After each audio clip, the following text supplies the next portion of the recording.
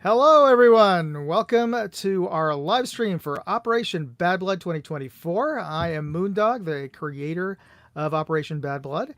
And to my screen right, we have Ian slash Sonic, who is my co-game manager for many moons. And joining us tonight, we have the CO of Tribals, Ginger Bear. How are you, sir? I'm doing well. Hey, thanks for inviting me. Of course, thanks for being on. And I've also we'll have later on tonight, folks. We're going to have a special guest.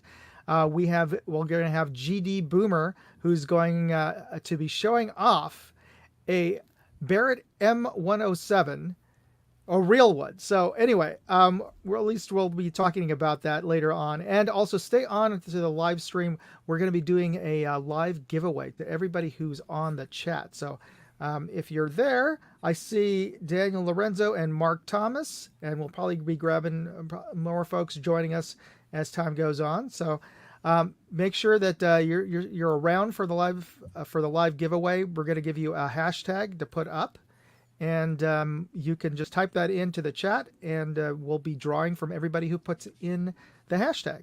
So let's get started with a bit here now. Tickets are on sale right now, so if you haven't purchased your tickets for Operation Bad Blood, please do so, because they do sell out before the game starts. And the only way you can get tickets is by ordering them from evic.com, because they're the only people who are selling tickets. Now, if you do go there, though, we have found that there is an issue with purchasing tickets on the phone.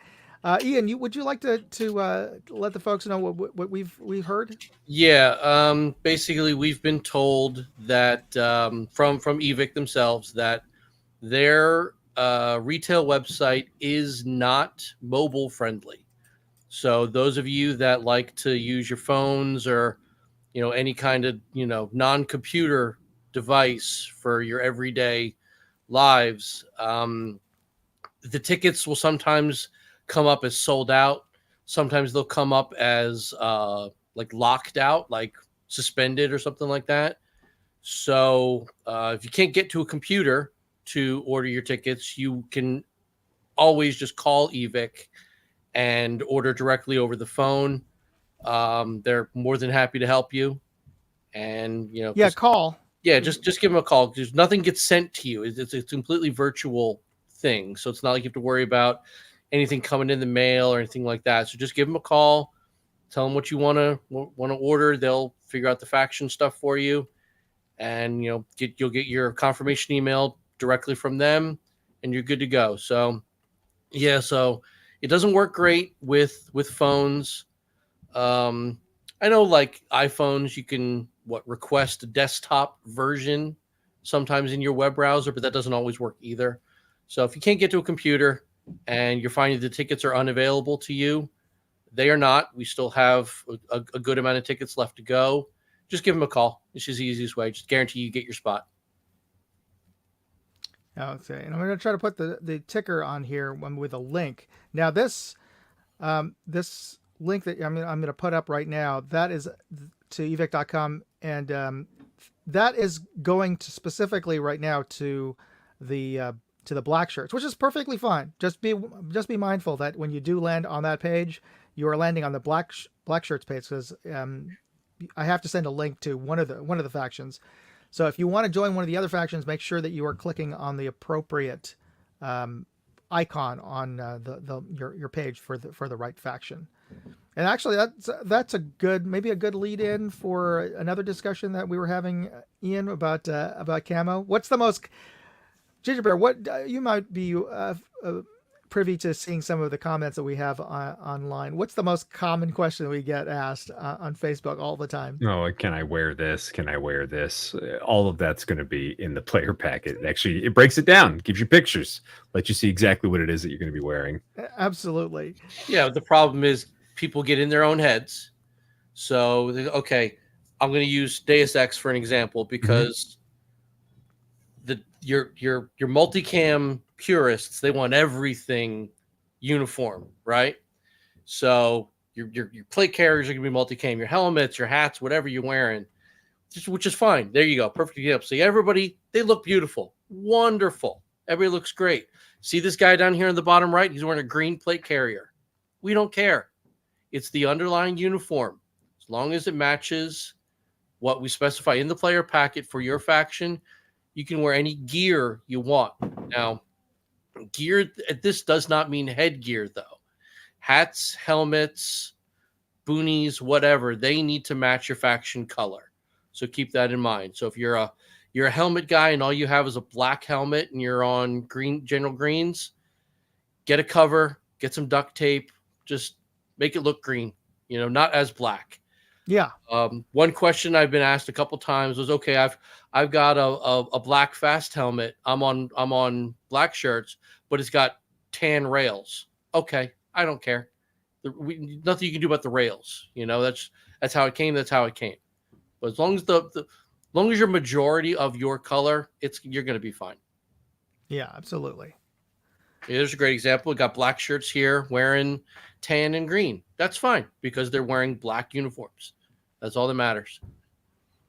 And even that gentleman over there is wearing a tan hat. Now, we don't recommend that, but just because you for your own sake, you want to reduce the chances of friendly fire. So if you're poking your head above a barricade or something, they're not going to see the rest of your uniform. They're just going to see what you're wearing on your head. So the faction I feel that has the most variations, though, is usually the Marxist Task Force. I'll bring them up because we allow so many different desert style looks for Marxists. So you can, we got a chocolate chip here, we got some Marpat, and then we got this guy wearing the old army gingerbread. What's that called? UCP. Yes, it's bluish. Yes, it's greenish, but it's a desert camo, so it falls under Marxist Task Force. And this falls in also thematically. It makes sense because the Marxist Task Force is a task force that's put together of various armies from various African nations. So they're going to all be slightly different camos anyway in a realistic sort of African. I forget the actual organization's name now. It's basically like Africa's NATO. The African Union, I think, something like that. Yeah. Yes. But yeah, exactly. It fits in with the storyline. You're going to have a bunch of different units all kind of came together for a common goal. So it's going to look great. And I think the only one we haven't seen is General Greens. Oh, General Greens. And kind of a little bit like Marxist Task Force, for General Greens we have a little more leeway with the amount of camos, not nearly as broad as Marxists, but General Greens is supposed to be made up of elements of the Congolese army. So there are different units. As with many countries, they like to specialize. If you can imagine, it would be like the army and the Marines showing up. They have different camo. And the Navy showing up to fight. They have slightly different camo. Yeah, it's gonna be great. So make sure that before you buy your tickets, that you have the loadout appropriate for that. And if that team happens to be sold out, though, do what you can to comply, to get in compliance with the kind of camo. And for the most part, aside from Deus Ex, everything else could be bought over at your local Wally World. Oh yeah, easily. Yeah, you can go get a green, tan, black T-shirt anywhere. Yeah, probably you can get one from a vendor. Oh, that's true too. And General Greens, don't forget, OD just straight on green is perfectly fine too. So you don't even have to have a camo.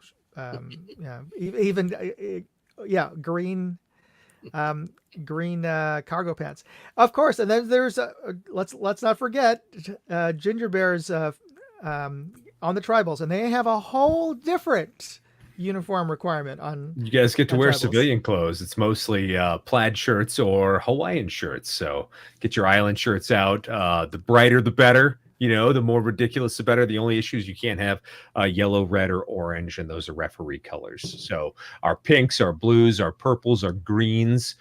Let's go nuts with those guys and gals. And I know I'll be head to toe in purple. So I have pants that look like this. I've got like a Hawaiian shirt that looks like this. I've got, a hat. I've got it all, so it's going to be fun. I can't wait.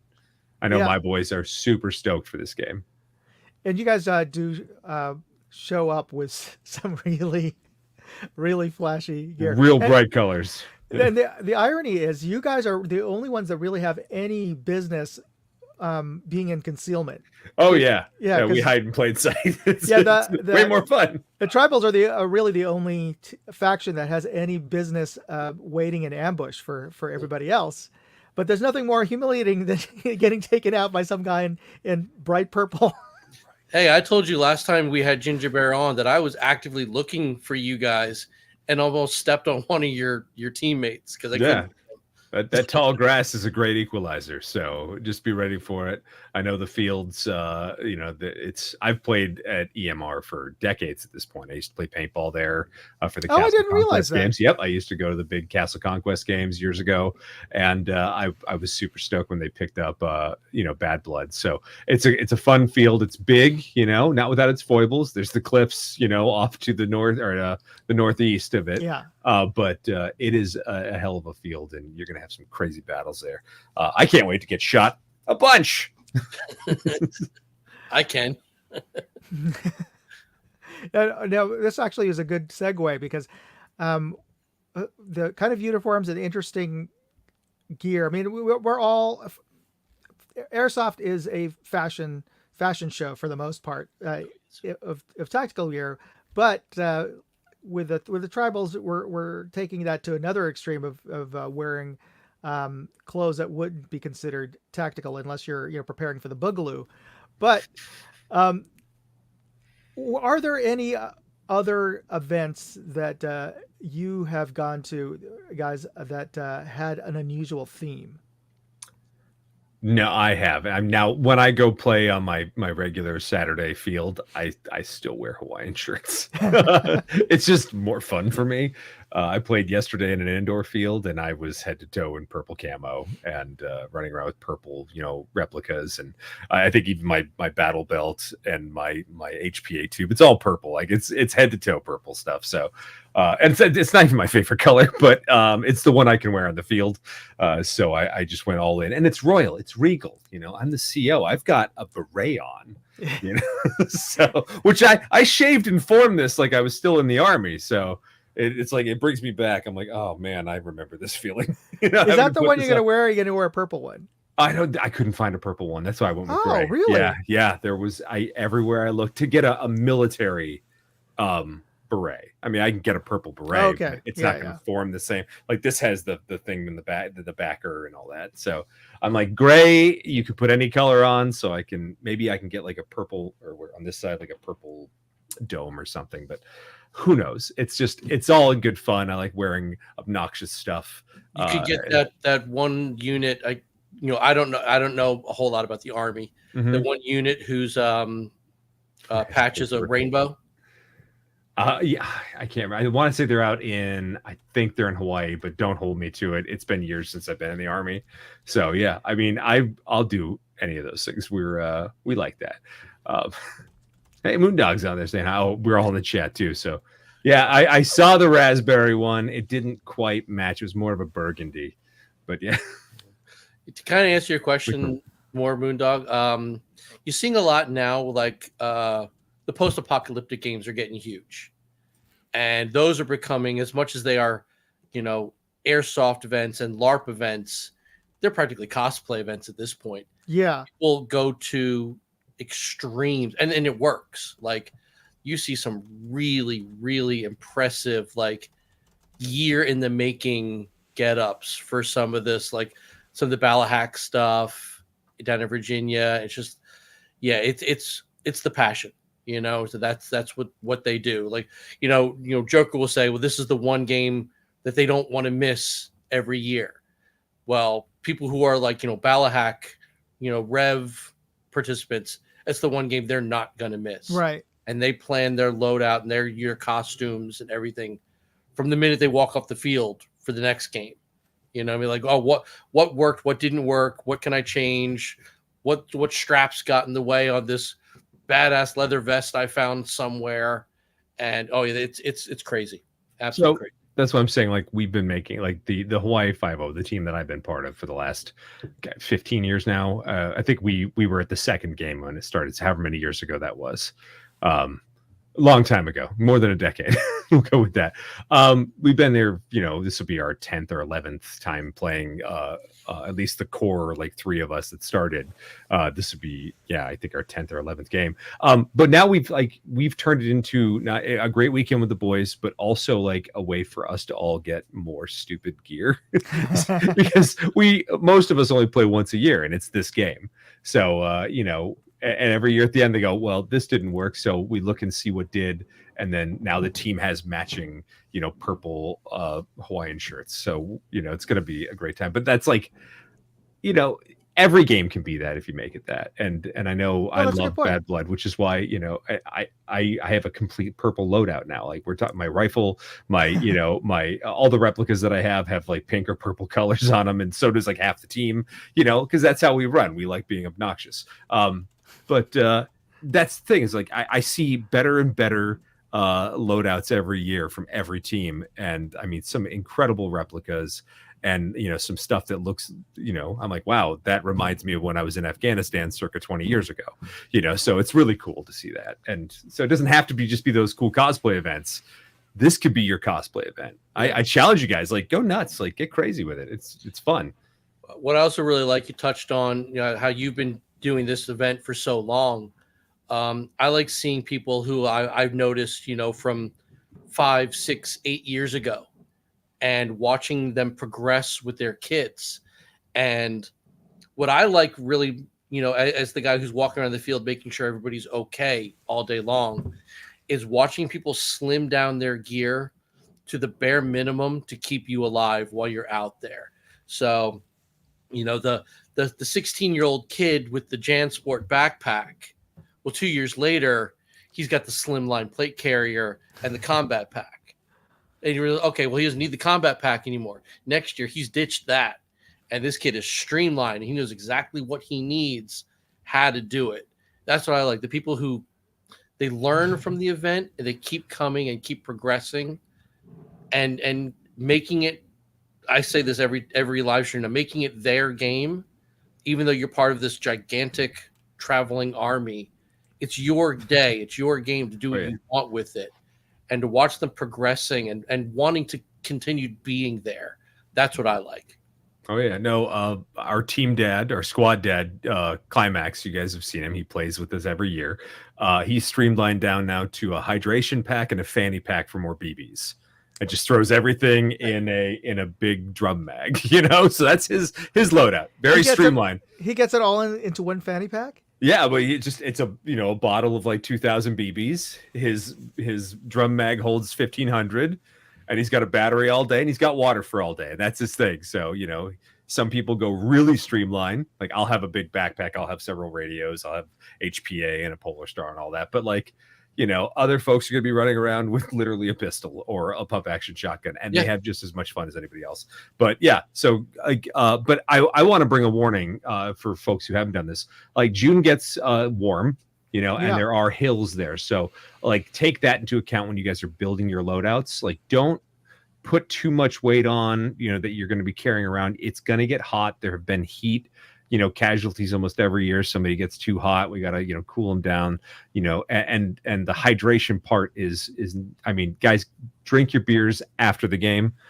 The night before, you guys should be pounding water, because it's going to be what you're going to need the next morning. I'm not even kidding. From someone who's been foolish on the Friday night, the Saturday is miserable when you're supposed to be having fun. So obviously you guys know your own bodies, and take it with a grain of salt, but this is what's helped me survive all 5 hours out there. And if you have to take a break, take a break. You guys don't have to be on the field the whole 5 hours if you don't want to be. And since everyone has obviously read the player packet, it states there's a minimum amount of water we expect you to bring out there with you. Okay. Now, one thing my mom said to me, back in years and years ago when I was in school, always expect your audience to be naive to what you're telling them about, right? I'm going somewhere with this. Just because we have on the map there are going to be water stations doesn't mean you can't bring you don't need to bring water with you. What if you're out of water, you're starting to really slog, and you get to a water station that needs to be refilled? Then what are you going to do? You need to have the minimum amount of water on you. It's 2 quarts. Right, 2 quarts. About this much. This is a half-gallon. Couple canteens if you know your body. Hydration packs are really the best, in my opinion. But the hydration centers, the water points are there for topping up what you already brought. They're not meant for you to fill up on the go. Does that make sense? Plus, from a totally, for totally another reason, I would rather bring my own water than. And I'm not saying anything bad about EMR or Tim, but anytime I go somewhere that has a fill-up jug, I always wonder what's it going to taste like. Sure. Yeah. So. It's well water. I think it is, but it's safe. I've had their water many times. Yeah, so you like the taste? Get your own bottles. Yeah, there's plenty of water there. So it's like if you got these long drives and you're coming in Saturday morning, you don't necessarily have to have your stuff filled up before you get there. Fill it when you get there. What I'm saying is, don't get on the field ready to participate without the minimum amount of water. Don't expect to be able to go to the first water station and fill up your backpack. No, you can't do that. You're not safe to yourself or the people around you, because now they're going to worry about you. Is this kid going to drop down in the next 30 minutes? Because I watched him in the parking lot pounding Monster. Now he's got no water. No. Yeah. Yeah, and it's not just you. I mean, if you get pulled out because of a heat injury, heat exhaustion, or whatever, and that's a bad day for you, but also for anybody else that came with you, your friends and buddies, because they're worried about you, and heaven forbid you were the ride. So yeah. That happened a couple years ago. Kid actually, I don't know if you remember, got ambulanced out to a hospital. Well, he was the ride home. Oh, I didn't realize that. I was just saying it. Oh, I feel terrible for that guy and for his friends. But yeah, we don't want to see that. Honestly, I mean, we laugh about it now, but we don't want to see that. I'd rather not have to tell these stories. So, because we're just going to make fun of you, tongue in cheek, but at the same time, you're also, this is going to sound, you're taking a game away from other people now, right? So, because we got to stop everything we're doing, we got to treat you, because you didn't follow a very simple, just bring some water, Gatorade, whatever. Just, not carbonated stuff, water, electrolytes, even put some salt in some water. I don't care. Oh yeah. But just, just be smart and, make sure you can hack the whole game, And as Ginger Bear said earlier, try to streamline and try to avoid layering. I know and we also get questions out there aside from the, what camo they're wearing. There's always folks asking about, can they wear ghillie suits? And technically you can, but we don't recommend it for just this reason we're discussing, is that you get really hot under your uniform and your ghillie suit. So yeah, I strongly discourage anybody from bringing in a ghillie suit. Yeah, if I might interject another thing, because I'm saying some people might be their first time.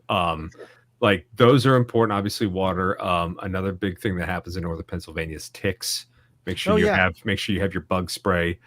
They are rampant out there. And then afterward, obviously do tick checks with your friends. But make sure that you spray yourself. Get the stuff that's like 10-20% DEET. I know it's disgusting and it probably is going to give us all cancer, but it'll keep the ticks off you, and that'll keep Lyme's disease off you. So I am a permethrin man through and through, however you want to pronounce it.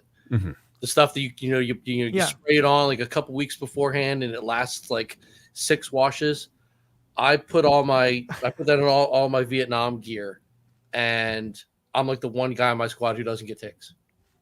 Now, how do you just now you Ginger, you wear the Aloha shirts, so those are short sleeve. Do you usually run I usually run I usually run a performance shirt underneath it, so I have like an Under Armour shirt, again bright purple, but I have one of those and I use that.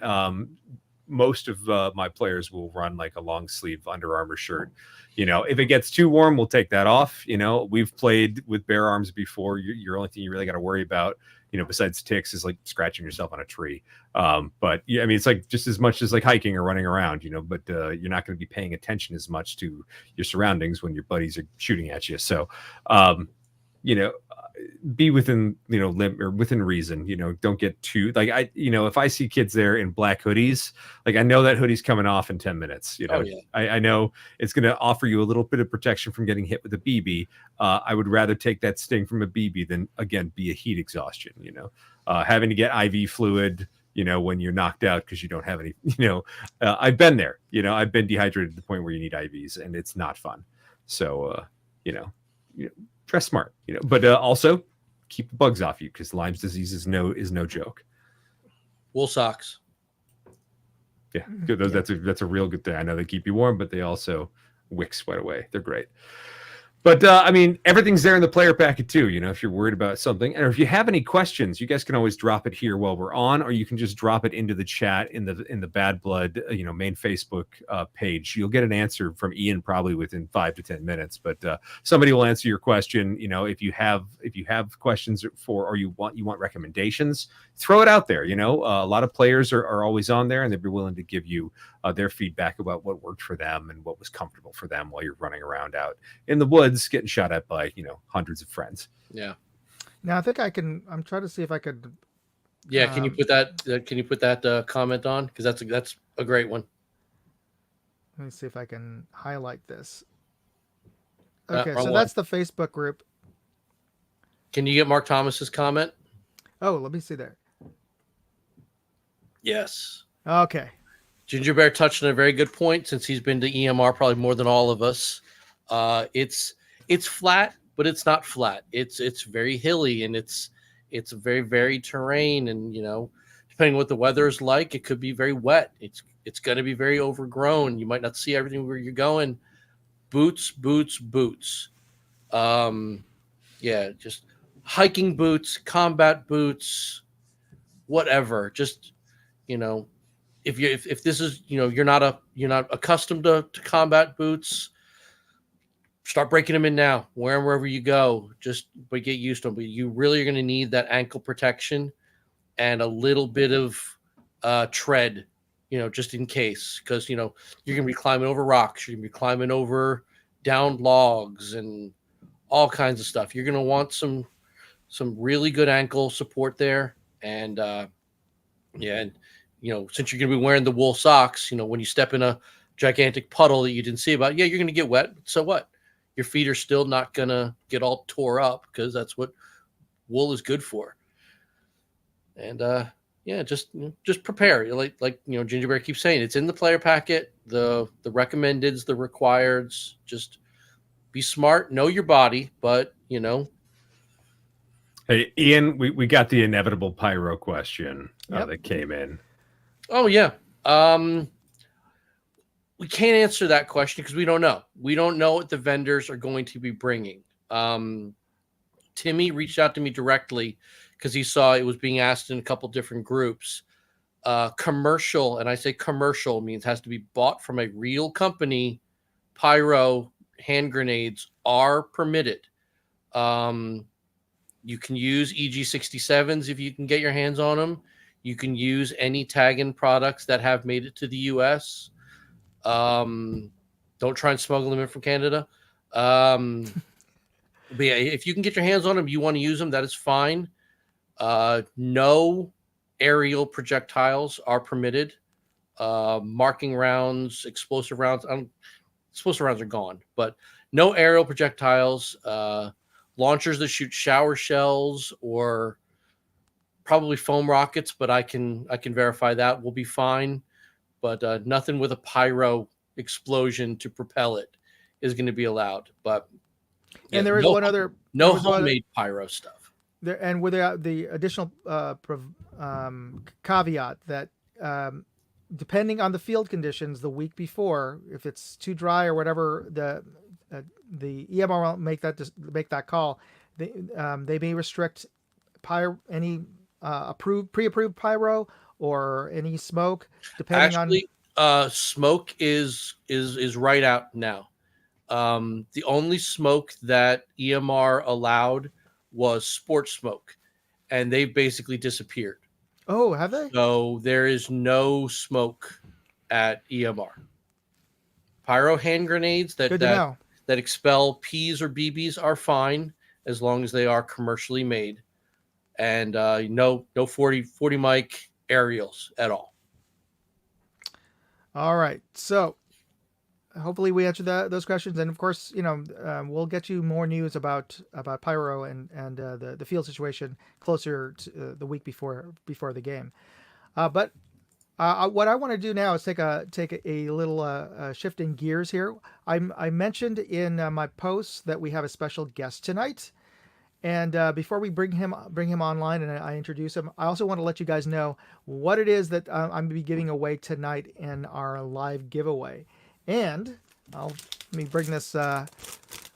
We have it straight from Evic and from SHOT Show, and I'm going to put this on screen now, close up. If you could see this, these are special patches that they only gave out at SHOT Show earlier this year, and this is the crew over at Evic, done in South Park style. So these are really cool and very popular. That they were very popular at SHOT Show. And also, whoever wins tonight will get this swag packet from Night Force. And I've opened one of these. They've got a selection of stickers. Some of them, these are like puffy, and they're not just regular stickers. These are puffy Night Force stickers, as well as clear ones. You can't really see that. They're white on white is what on here, but you can put it on your window of your vehicle, and also a bumper sticker. So you'll get that, so that you could pretend that you have that you're rocking $4,000 optics, or that you have one at home. So I'll be giving that out tonight. So I will be posting up a hashtag, and let's see here. Let's do. I'll post up. You know what? I'll put this up after we have our guest online. I'll list up what the hashtag is, and all you have to do is type the hashtag in, and then you'll be entered into the automatic drawing, and then we'll put it up after we have our guest online. But what I want to do now is introduce our guest. He's GD Boomer, or at least his name's Mark, but he runs the GD Boomer channel on YouTube. And I got introduced to Mark from his video because he posted up a great video of him shooting his Barrett, and he just got it, and he was really excited about it. And I was able to do a collaboration video with him where we tested out a Monstrum scope, and I will show that at the very end. I will show that video at the very end because the YouTube AI might kick us off because we're showing a firearm, even though it's a video of a firearm being shot. We're not supposed to. So you folks know, out on live stream land, we're not supposed to handle any firearms, and we won't be handling any firearms in this live stream. But AI thinks otherwise, or could potentially think otherwise. But anyway, I'd like to introduce GD Boomer. How are you, Mark? Good evening. Thanks for having me. Absolutely. Thanks. So this is kind of new to me. I almost hate to find out about the airsoft community. I looked around, and there is a whole other set of toys that I could end up spending a lot of money on. And well, now my first question back to you is: you told me that there is an airsoft version of this thing that's available. And my question is: have you ever actually seen anybody use one of those things? Yes, I have. And in a sport where it seems like agility is the main thing, I can't imagine toting one of these things around. And what would it accomplish that the normal airsoft pistol or rifle wouldn't do? Well, that's the thing, is that in airsoft, it's kind of because for safety and fairness reasons, we have FPS limits. We limit the velocity that the plastic BBs can travel, and It's that based on the weight and the velocity, we have energy limits. Now, because of that, almost every game, every sniper rifle, at least any airsoft gun that's classified as a sniper rifle, has a certain limit. So whether it's a Barrett or a Remington 700 type or any other kind of Copy, yeah. Yeah, copy or what have you. They're all going to be traveling at the same speed. They're all going to be having the same 6mm BB.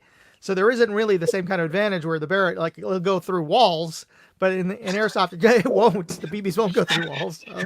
I guess it has the same effect. You walk out there, people go, "What in the world is that thing?" But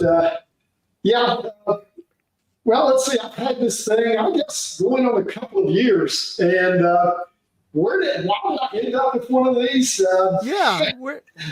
It all started with an advertisement I saw for some belted 50 cal ammo, which is on the wall behind me.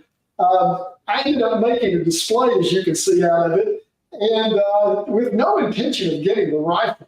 And just bought the ammo just for the decoration. And stuff in my gun room. I was looking over at it, and it just kind of started. I started watching videos about people shooting these things and stuff, and I have a video about how I ended up with it. But I literally, it was kind of like, let me just see what these things cost and stuff. Put it in the shopping cart online, and and all it takes is pushing that button, and you're going, "Holy smokes, what did I get into here?" But it is I don't have a huge number of guns, but I have a wide variety of guns. And this thing stands head and shoulders above all the others. In fact, one of the effects that I've seen is that I haven't had an urge to really get any more guns since I got this, because you go out with this thing, and when I go back and I shoot the others, they're a lot of fun, but it's a whole different ballgame. And it's good. I haven't had any second thoughts about having gotten it. And it is quite an investment, but it's good to be on the wall.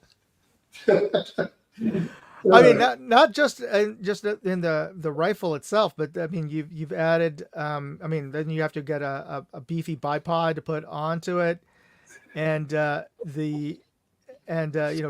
appropriate optic. But how much does it cost per round right now? It's all over the place, so to speak. I can still get some rounds for about $4 a piece. Which honestly, when you look at a lot of other high caliber rifles, it's really not much more, if any more, than a lot of the others. You can also spend $10 to $50, for these things that I forget what they call them. They're explosive, basically. Oh, okay. When I bought the rifle, I got this thing through Midway, and they were selling ammo cans full of 50 cal. They weren't 50 full; they were 70 rounds a piece, at about close to $200. And so I stocked up with more than I would ever need. And then I ran across some people that were selling secondhand and stuff. And so I doubt that I'll ever shoot all the rounds that I have stored up. Plus, I also reload these things, which is another story. I tell you, I reload regular calibers, the 223 and that sort of thing. And the funny thing is, like, when you reload those, you have this powder, your funnel that where the powder is. And you'll notice that the powder is going down when you load those regular calibers. But when you do one of these things, and I mean literally, you can see that level and just go whoa. And it's no surprise, because the pile of powder that you've got, that goes inside one of these. I heard somewhere that the amount of powder in one of these is equivalent to a grenade. I don't know if that was World War I or World War II, but I can see that. I wouldn't. Man, I'll tell you, when I reload these things, I wear, for what good it would do, I wear a bulletproof vest and a face shield. And I'm real careful, but it makes things exciting. How many? I mean, do you measure by grams or grain or? It's grains, and good Lord, I'm embarrassed to say this. I have to look back at my recipe. I think it's 600 grains. It's massive. Yeah. And when you talk about the cost of these things, one of the frustrating things is that the primers cost so much. They're like $1 to $1.30 per primer. And if I was to buy actual bullets, then I couldn't even come close to what I could buy for. So what I do there is I buy pull bullets, the arm that they pulled from military rounds, and they have worked perfectly fine. In fact, when I reload with those and put them side by side, they look every bit as good. They seem to shoot every bit as good. But I've had real luck with it so far. And, when you first start reloading, I guess anything, there's always this first time out, and you're wondering how it's going to go. And that was especially true with shooting these things. A little funny story. When I first got this thing, I probably had it, I'm guessing, 4 or 5 months before I could work the courage up to go shoot it. And one day I just kind of got disgusted with myself, and it's like, you gotta go. And I started drinking a bunch of coffee, and I got the coffee into the range. And then even after I got it set up down there, I paced back and forth, and I'd go up and talk to some of these other guys, and all I was doing was putting it off. But finally, I pulled the trigger, and it was exhilarating. I mean, when you shoot this thing, it's not just me. There's this brief period where you're just out of consciousness almost. I don't know if that's the right way to put it, but then you just kind of stand back and you go, wow, I'm still alive. It's stunning. I mean, it's stunning, literally stunning. Yeah, it is. What's going on there is that these things have a very large muzzle brake. And, that's not uncommon for any caliber, but they especially on this one, blew it back at 45 degrees each side, and it's got 3 ports on it, which it's incredible how much it mitigates the recoil. This thing also has a massive recoil spring and a hydraulic cylinder. They all act together, but in all honesty, I think people think it's more recoil than it really is. They do mitigate so much, but the trade-off for that is that the blast coming out of that muzzle brake, it just, even with double hearing protection, I don't know if because I have my mouth open or something, but your ears ring, and it's just, it's just part of it. But it goes away after a few days. So, we watched we previewed the video that we're going to show at the end of the night. That you sent us, and the recoil there was pushing you back a good 6 inches. Yeah, it seems like it. I gotta admit, I probably didn't do as good a job about planting the thing in my shoulder as I should have. I generally, when I go out and shoot it, I usually just put 1 round in at a time. But for that video, I put 10 rounds in, and I woke up the next day, and it's kind of silly, embarrassing to admit, but I woke up and I was thinking, man, my side hurts. And it wasn't until later on as I put 2 and 2 together, and it's like, well, there's your reason, Anyway, sorry, that was my fault, right? I'm sorry, what? That was my fault for goading you to do that. It's one of those things that I'll just say it was kind of stressful to go out and do the video and do the shooting. Trying to make sure you obey all the range rules and everything. A lot to keep track of. But after it was over, all that combined, it was so exhilarating, just to have pulled it off as well as I did. Yeah, you did a great job. It's a question that Ian and I were talking about. I think Ewan was asking how it's rare to even have ranges that will allow you to shoot anything that big and loud. Did you have any problems with your range at all? No, the largest caliber they allow is 50 caliber, and there's a lot of that. A lot of the Civil War rifles and Civil War. Oh yeah, and a lot of other guns. They may not have quite the charge behind them. May not have the bullet weights and stuff, but at the same time, they're still just as large around. oh yeah. The limitation at our range is it's 300 yards, which I can't complain about. It's a really nice range. I need to get out and try this thing out at some of these long range things.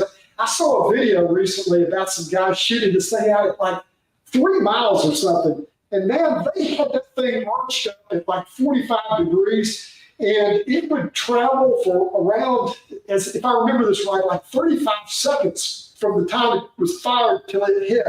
And it's funny, it's a group of guys, and they shot all day long, and they hit the target one time, and they were perfectly happy. I mean, at 3 miles, how do you adjust for that? And I think that when you take wind into account, moisture and everything else, to some extent, there's a bit of luck involved as to whether you can hit something out that far. But it was pretty funny because they spent their whole day out there to get that one shot. Now I got some questions for you from the folks here. Let's start with the first one. Let's see. I can't read that. Can you? Okay. Yeah. So actually, it's not so much a question, but of a comment. Was Mark Thomas, who realized that a few years ago the only primers he could find. I'm guessing it was during the lockdowns, the scamdemic lockdowns. Is that the only primers he could find were 50 BMG? So I hope. Yeah, that's interesting. And then it kind of reversed to where I literally called CCI and. I think that's the manufacturer of primers. But anyway, I called whoever it was, and I said, are these guys still selling these things? Because, I was a little bit concerned. He goes, yeah, we are. It's just the supply chain. And I kind of have, between the rounds that I've got that are already loaded, and I have a couple of 100 primers. And so I really haven't looked recently, but when I have, it's kind of discouraging. I mean, to pay $100 and you only get 100 primers. But the other side of that, though, is that when I go out and shoot this thing, I really don't shoot that many rounds. I shoot maybe 10 or 15 rounds, and I'm perfectly happy with that. It's all I need. What's kind of funny is that one of the things that's the most fun about it is not just owning it or shooting it myself, but everybody loves to come up, and I've had guys say that it's on their bucket list to shoot one of these things. And but the funny thing is that usually when I let somebody shoot it, I say, "You want to shoot it again?" They're like, "No, I'm good." And so I think that same feeling is why that when I go in, I don't shoot that many rounds either. So at any rate, when you think about cost of ownership, if there is such a thing, I'm not sure in the end that it really costs that much more to shoot this than it does a lot of other rifles. When you go out and shoot several hundred rounds of 30 cal of something, you can spend just as much money. But absolutely, I was just thinking about it. I've only shot a Barrett once over at SHOT Show this year, and I agree with you. It was far less recoil than I was expecting. If anything, it was maybe akin to like shooting a 12 gauge slug with a light hunting rifle. I think that's a good comparison. Yeah. But I know plenty of folks who, you hand them a shotgun for the first time and you had them shoot a slug. They don't want to shoot it again. It's like, no, that's understandable. I'm good, as they would say. Yeah. I mean, I'll stick to birdshot myself. So, yeah. I don't know. I say, I really, you always I felt kind of silly getting this thing, but I'm glad I did. And like I say, it has kind of stopped me from. I've turned my attention to buying video equipment these days. Well, yeah, so it's a good trade-off. So, Yeah, you know, now with the airsoft, you could end up filling up a room with that stuff, just like and not to mention the fashions that you all were talking about. well, take a look at it. Sometimes the airsoft version is almost as expensive as the real thing, depending on what it is. Yeah. I mean, certainly you can buy a cheap AR now for like three and a half, less than $400, which, some higher end airsoft guns are get to that range anyway. Yeah, easily. Yeah. Here's a lot of products. I'm amazed at what you can. Well, going back to those Monstrum scopes that we tested on this thing, how in the world can they make that thing for $200? I know. As nicely as they do, ship it, pay a commission to whoever's selling it, all this. I just don't understand how it works, but there's a lot of products out there, and I'm sure Airsoft is full of similar things that you get incredible guns and rifles and whatever for not all that much. So I heard a quote the other day, the difference between medium level and premium, you pay a lot extra, but you only get a little extra, because all these things have to function. You can't really have a gun that's dangerous. Well, you kind of touched on it when you first came in. We're saying, yes, airsoft versions of the Barrett exist, and you're asking, well, what kind of advantage are they getting from it? None, like we said. But when you were in the green room, you could probably hear us talking. Airsoft is a bit of a fashion show. So everybody wants to fill a specific, we call them loadouts. I know it's an over term, but like they want to fit a specific look of something they're trying to achieve. Everybody's replicas are all on an even playing field, but they want to look a specific way. And that character they're trying to portray, or that unit member they're trying to portray, well, that's what he would have been issued. So that's what they want. You know what I mean? I do, and I tell you what, the big difference in what I'm seeing with airsoft and just playing with guns as a hobby is that where you get out and you really take part in the thing. It's easy to be in a match where you run behind barrels and shoot and stuff like that, but when you got somebody that's running from you, it takes it up a whole different level. Honestly, I wouldn't be surprised if this is something that I'd get off into. The truth is, you only have so much time, and you can easily get too many toys to play with. That's a problem I think all of us would like to have. Yeah. So anything else I can tell you about this thing? Yeah, well, we had a question up here from Link Chen. He actually wanted to know what scope you had on your Barrett right now. It's a Vortex Razor? 6, I believe. Shoot, I should know right off the head.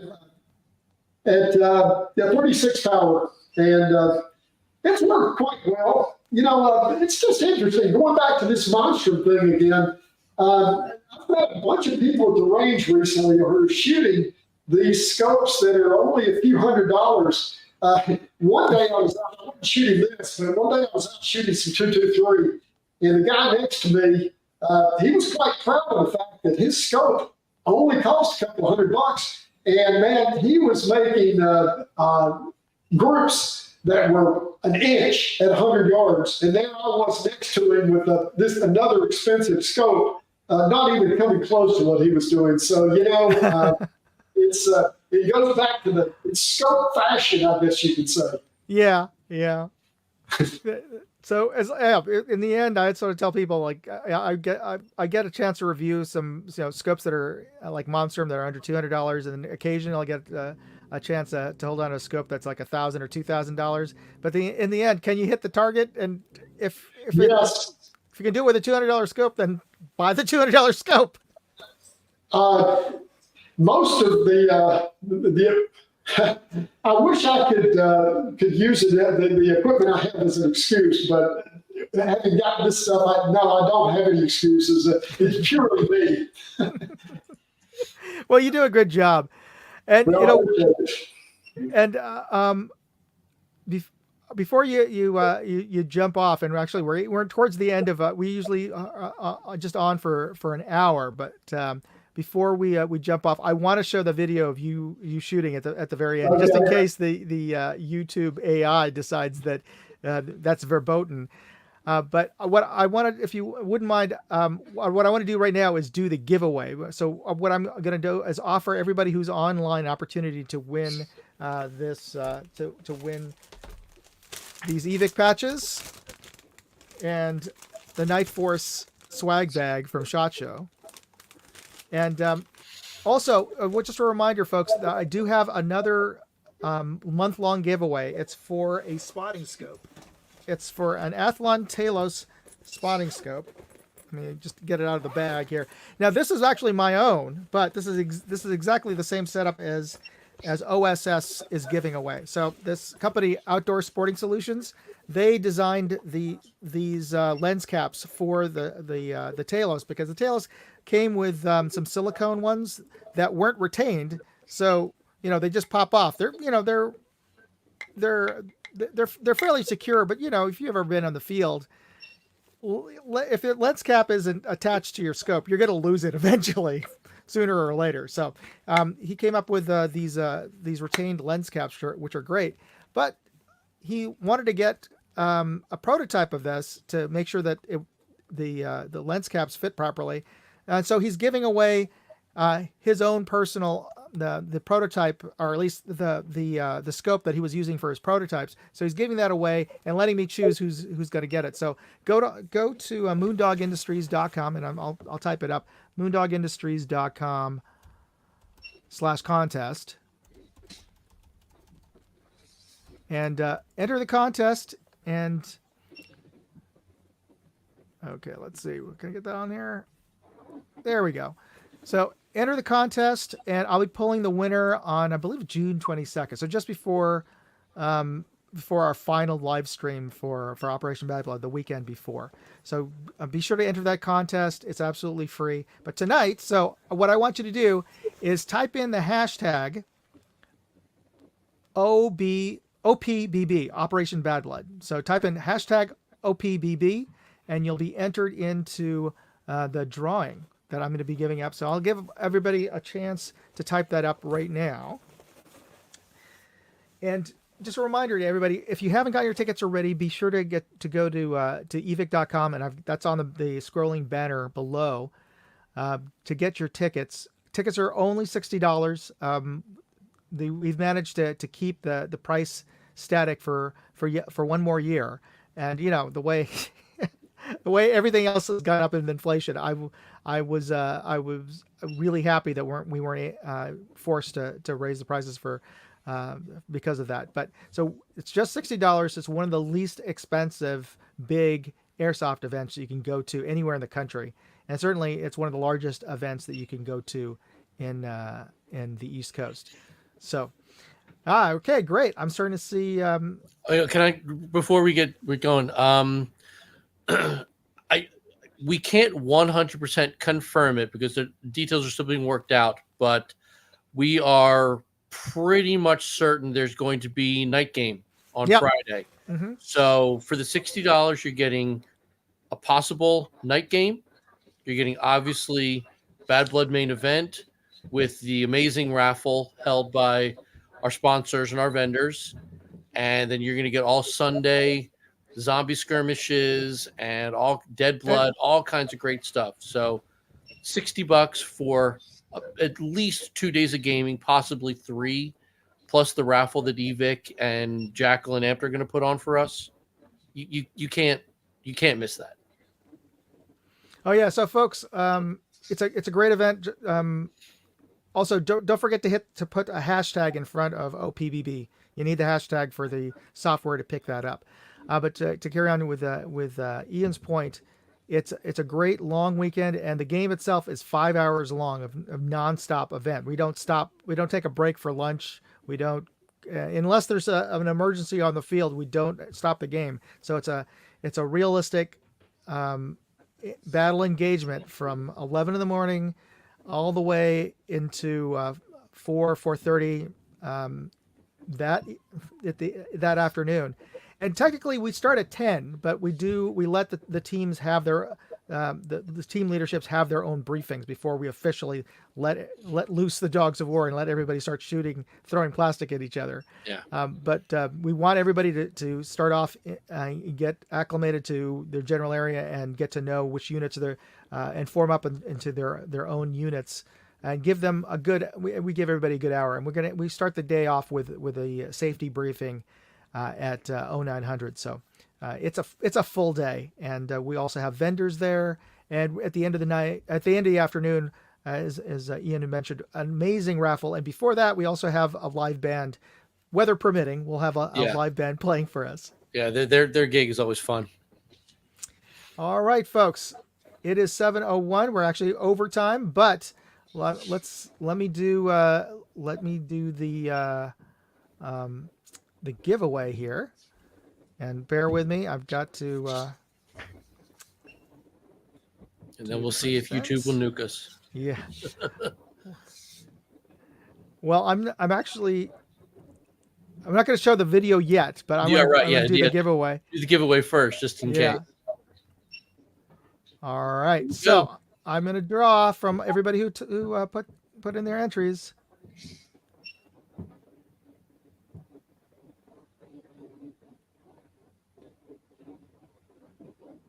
Okay, Daniel Lorenzo, you won. I'm glad you got that. Put that hashtag in. Outstanding. All right. So hopefully we'll see how things go. I want to thank everybody for being online tonight, and be sure to tune in next Sunday. We're going to have another live stream. And maybe if you folks liked Mark, if Mark has the time, he might join us again. If you have any more questions about his Barrett, or maybe some other cool, maybe we'll ask you to show off another cool gun in your collection. Or my anti-tank missile. Oh yes. You know what? I loaded that up. As long as we don't get kicked off by the algorithm, I'll play the anti-tank missile video immediately after the Barrett video. So I imagine that might be safe, but you never know, do you? Yeah, you never know. Okay, folks. So be sure to tune in next week. I'll be doing another giveaway, and let's see, Daniel. I'll stay on. I'm going to try to let's see. I'm going to have to figure out a way to contact it. That's one thing I just didn't realize. Let's see if I can find him. Okay. So Daniel, can you post up your YouTube, or I'm sorry, your Facebook profile, and I don't want to have you put up your email address, but at least put up your Facebook profile, and Ian will try to get a hold of you, or put it in a chat if you can. I know. Can you do a private chat? No, I don't believe so. Folks, let's see. No, and that's one thing I forgot to ask. I know, Hillbilly, are you still there? Oh, I wanted to also put a shout out to American Hillbilly. We are borrowing his live stream tonight. He's been very gracious in allowing me to use his live stream.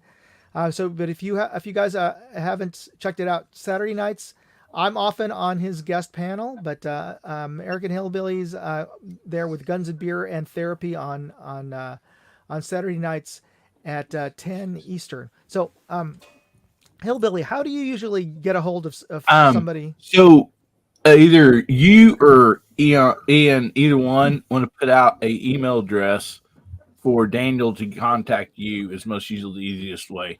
Okay. Yeah. So let me put up, let's see. I can put something up,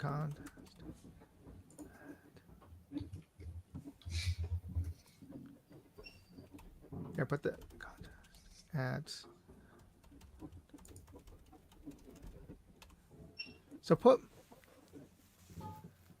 So Daniel, get a hold of me at that email address, or you can go to moondogindustries.com/contest and use the form and there's a I'll get in contact you that way if you put your email address, and I'll get your address to send these out. So for everybody else, be sure to tune in next week where I'm going to have some additional swag to give away, and hopefully we'll have Mark back. So gentlemen, I'm going to start playing the video in a second. So if we get knocked off, I want to thank everybody for joining me tonight. But let me play. One other thing before we go. Mark, do you have anything that you'd like to plug that's coming up that you're working on? No, just maybe go to my channel and look at some of the stuff. I am still fishing around trying to find my voice on YouTube.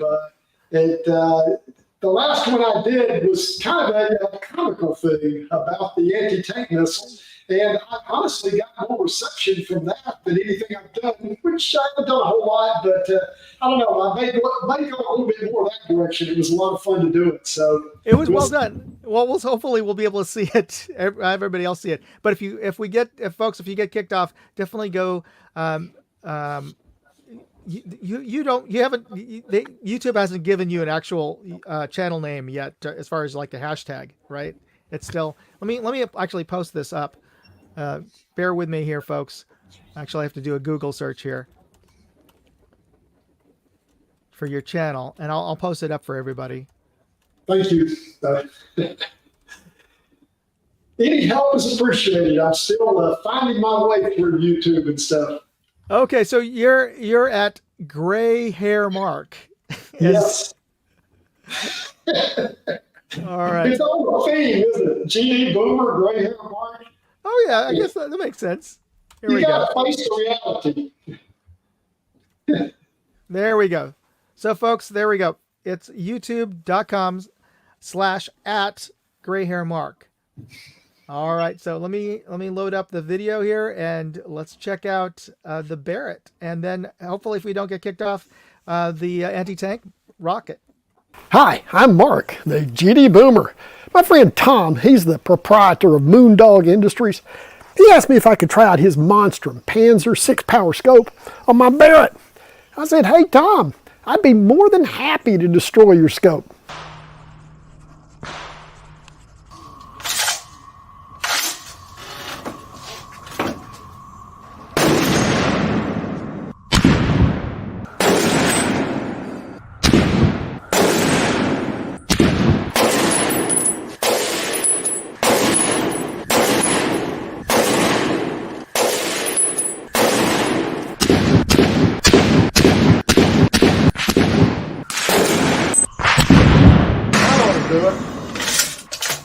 Well, sometimes the truth hurts.